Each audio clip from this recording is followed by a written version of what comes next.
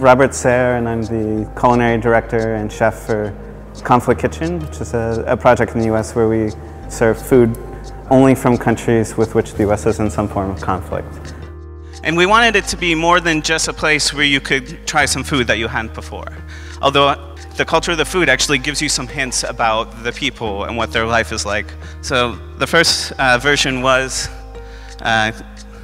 Kitchen, which was the Iranian version. And when we first opened in that space, it was a pop-up type thing, and we didn't have, a full kitchen, so we were able only to do a few dishes. And along with the food, we try and educate people not about the conflict or about the governments or the politics of the countries, but about day-to-day life for the people and the opinions and the thought processes of the people that live in those countries. A main part of the project then was the person in the window that you're interacting with, the person that's handing you the food. And as you can see, the food, some of the food that would fit into it would actually be wrapped in the wrapper. And then the person in the window's role was to instigate conversation with you about the country and to not be an expert and not be listing facts about the country, but to just start a conversation with the customers that are there, seeing what they know about the country, what they feel about the country, and trying to just talk to them about the people that live there. So along with just our day-to-day operations, we also do a number of other projects and events that kind of work with the focus of the project on the whole. One of the most popular ones that we've done are these Skype dinners, where we prepare food in Pittsburgh and set up a camera and a screen, and our collaborators in Tehran prepare the same food, and they set up a screen as well. And we put the tables together, and we kind of call it like an international dinner party, where we can eat the same food and converse with each other in real time in Pittsburgh and in Iran. We also operate a billboard in Pittsburgh where we've created this system of interchangeable letters where it's attached with a bunch of Velcro straps. And it started out being actually anybody around the world could send us a message and $100, and we would put their message up on the screen. And quite often it's artists from around the world will do some kind of project where they'll put a statement up, or sometimes they'll put a phone number or something very ambiguous up there, and then if you call the phone number, it starts this whole other interactive process. And then now we've moved, we were lucky to find a new home. It's in a neighborhood of Pittsburgh called Oakland, which is one of the most public areas of the city. And we've been able to do this other project where you can have lunch, which we call The Foreigner, where you can have lunch with somebody in another country right then.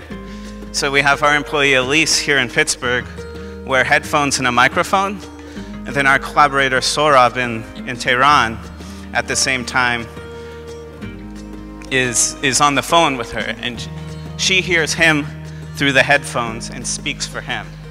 And he hears the person seated across the table with her through the microphone, and he speaks to them.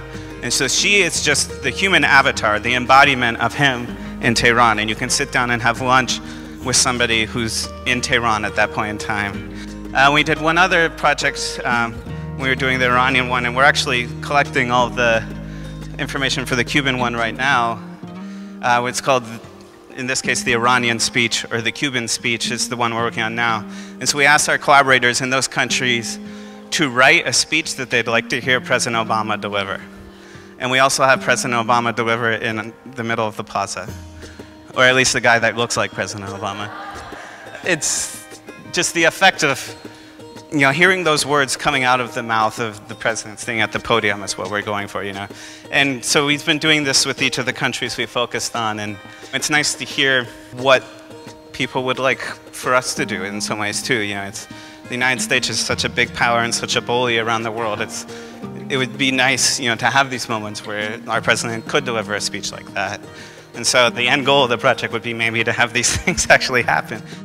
So we see eating as almost a bait, to draw people in. Food is a way that people are comfortable approaching another culture, whereas they're not comfortable in sitting down and having a political discussion with someone they've never met. But they're willing to try the food from that country, and so we start there. And even just that interaction has some value. Like serving Persian food, they'll eat it and be like, this is kind of like Indian food and kind of like Greek food, and that it automatically places them there, at least geographically and mentally, like they understand the influences in the cuisine and the influence that Persia has had outside of its own boundaries. And then from there we move to giving them the actual information and trying to get them to actually engage in either a one-on-one conversation or participate in one of the other projects we do where you can engage directly with people from those countries.